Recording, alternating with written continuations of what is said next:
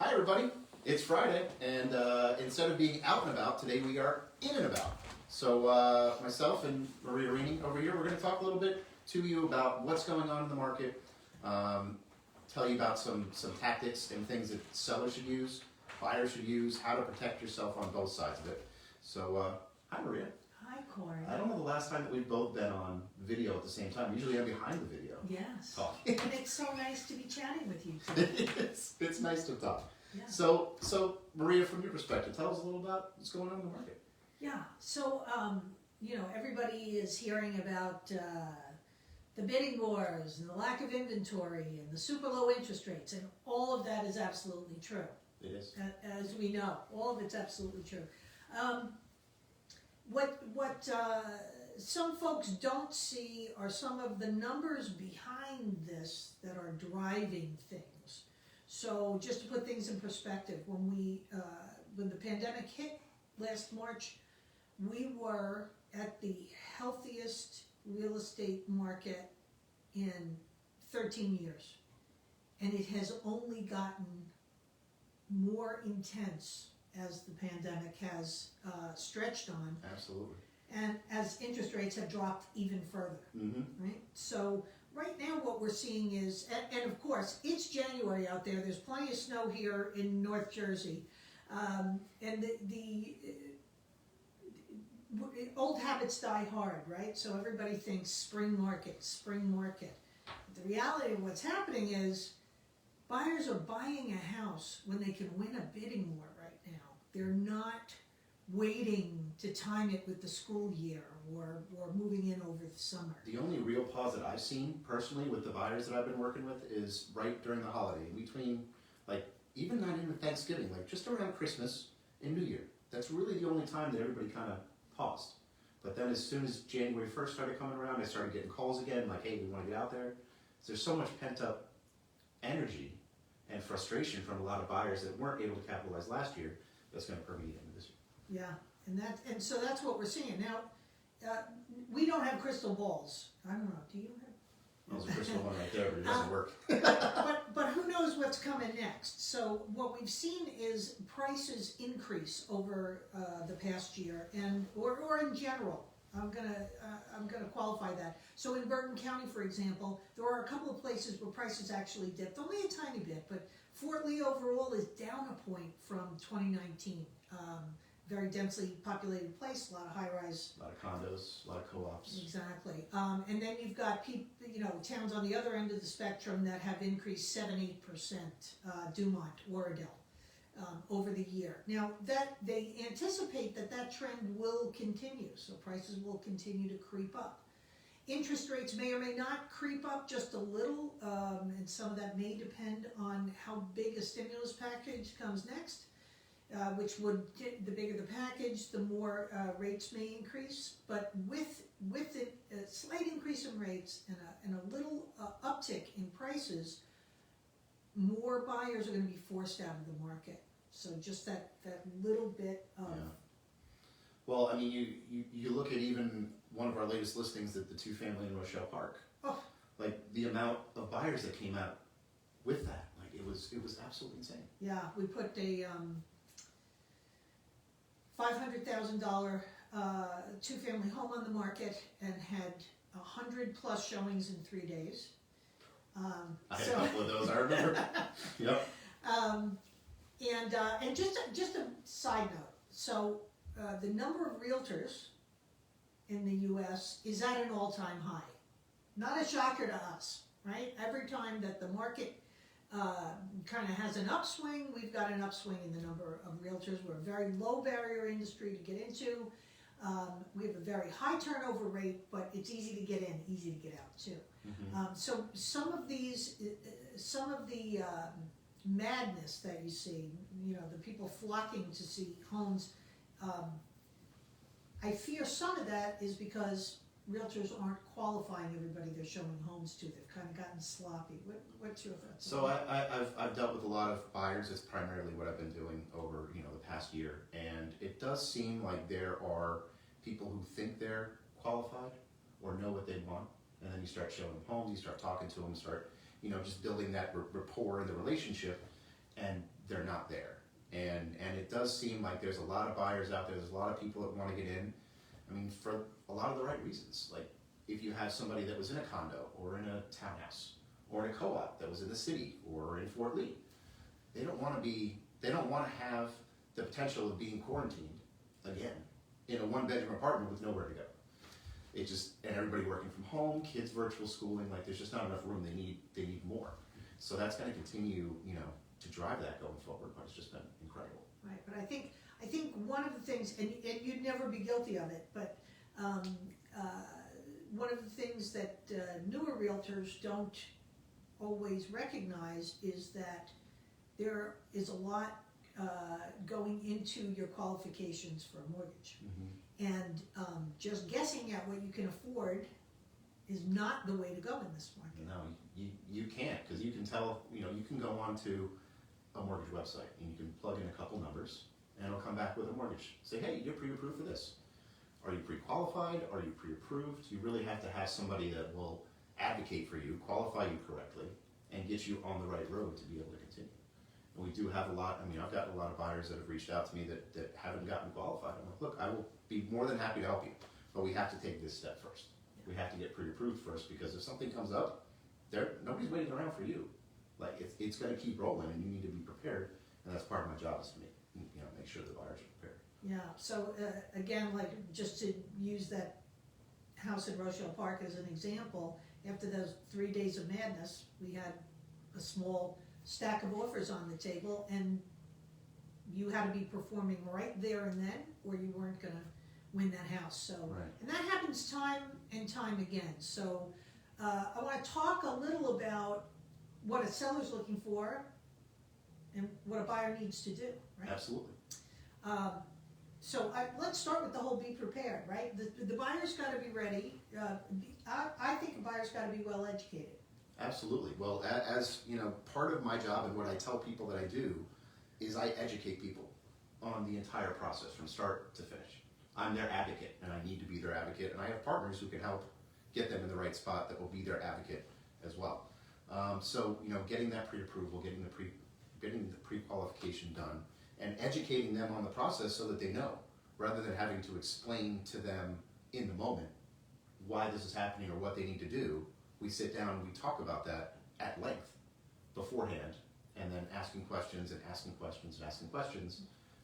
A large part of my job is to educate people. Yeah, and then same on the seller's end. So you've got to be educated about the market. You have to understand that if you are priced properly, you are going to see extreme numbers of people coming through your home right now, depending on what price range you're in and where you're at. But that's all part of the formula, understanding the particular market you're in.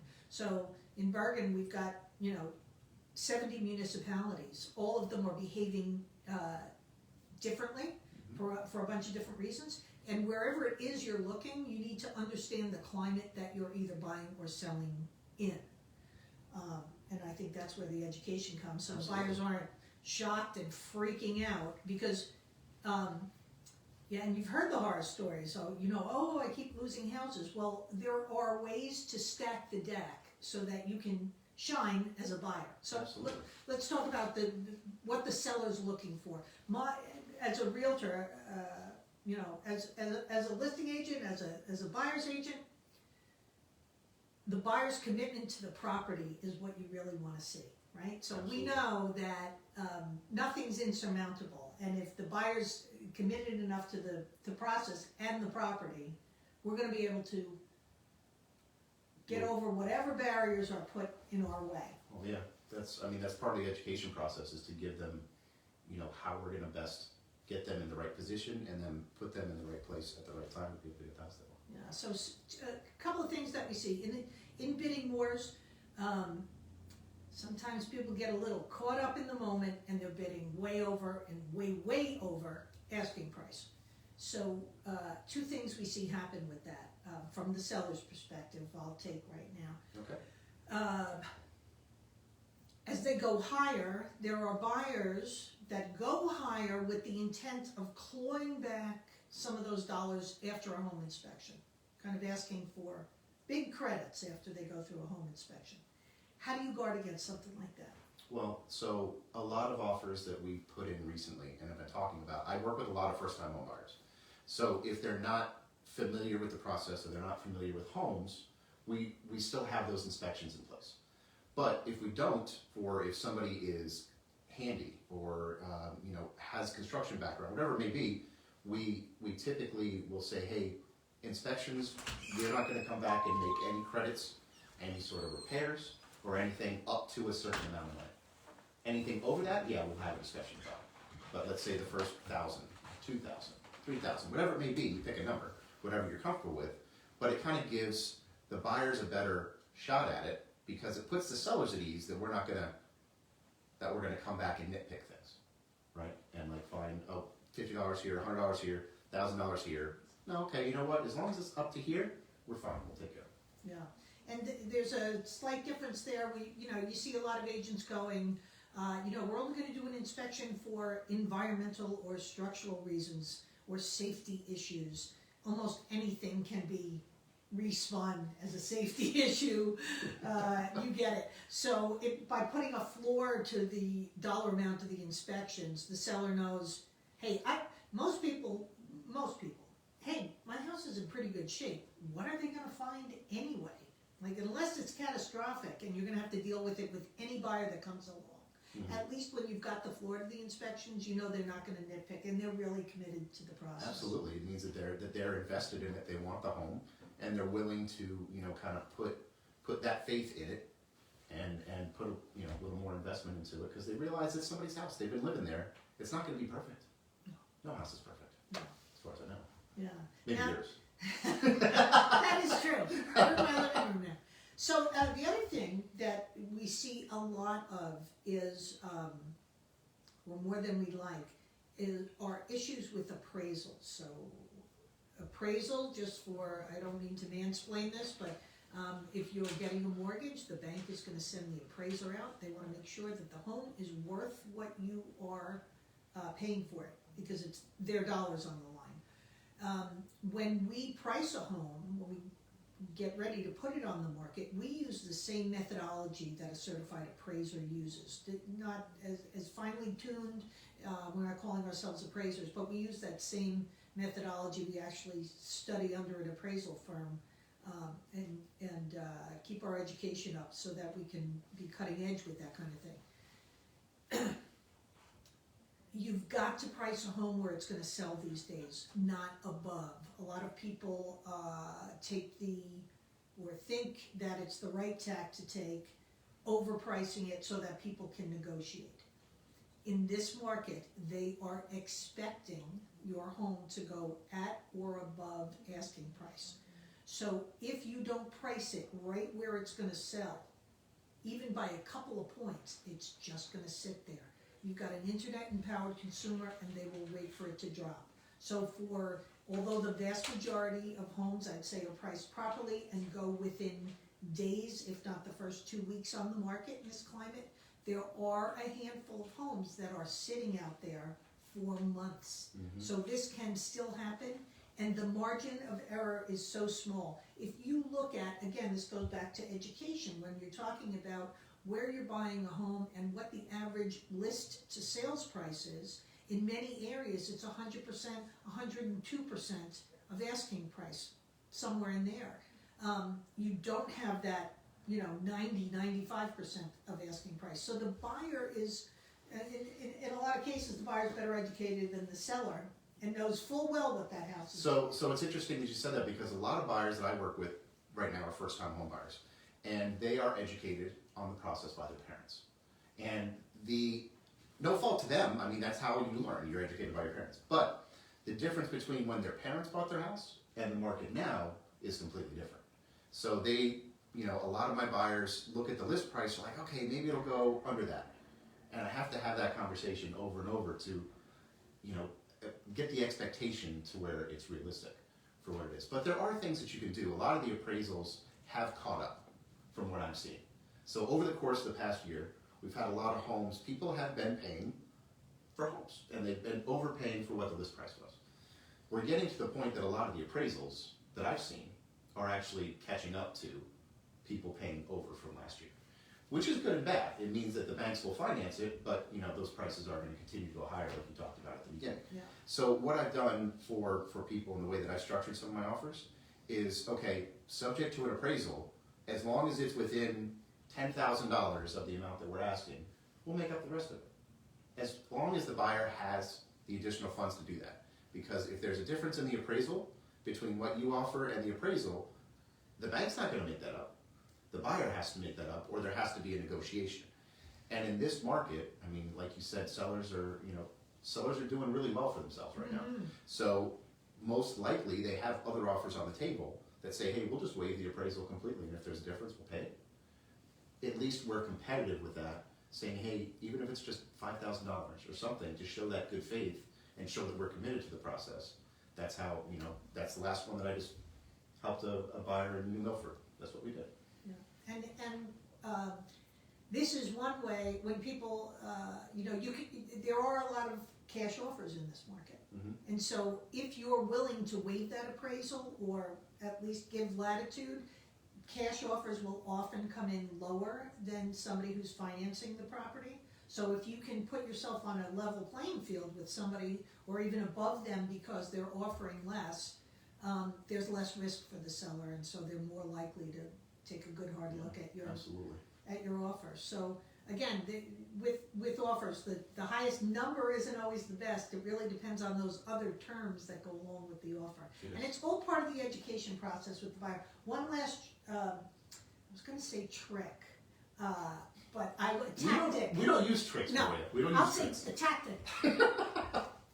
Talk about the down payment. The down payment. So there are multiple different options that you can use as a buyer depending on your financing. You have FHA, you have conventional, different levels of down payment. The other thing that you can do, depending on how much money you have, not all people have 20%. Some have 10%, 5%, 3.5%. There's typically an initial deposit and there's a closing deposit. So a buyer that's invested and really wants this home, rather than splitting that up like it typically is 50-50, put it all up front and put it in a trust account. And the seller knows that, hey, this is all the money that they have, they're putting down, and they're going to put it in this account right now. They are really convinced, and really, really want this. So that's another thing that you could do. Yeah. So there you have it. Very beneficial time to sell if you are a seller. Incredibly low inventory, lowest it's been since the pandemic. So a great time to talk about it. If you'd like to give us a holler, we're happy to talk you through it wherever you are. And as a buyer, get in now. Interest rates are so low. They might creep up over the next couple of years, but they're still going to be at historic lows. The buying power that you have as a buyer right now is better than I've ever known it to be. That's right. And just 1 point in an interest rate translates to 10% in purchasing power. So if you, for example, if you can buy a $500,000 house now, if the interest rates go up 1 point, you're down to a $450 house for the same monthly payment. So you live in the payment, not in the price. Right. Anyway, for this and other buyer and seller help, Seller help. there you go. We're here for everybody to be able to help and educate you through the process. That's what we do. All right. So for Maria Rini, Corey Waters. thanks for being here. All right. Have a good day.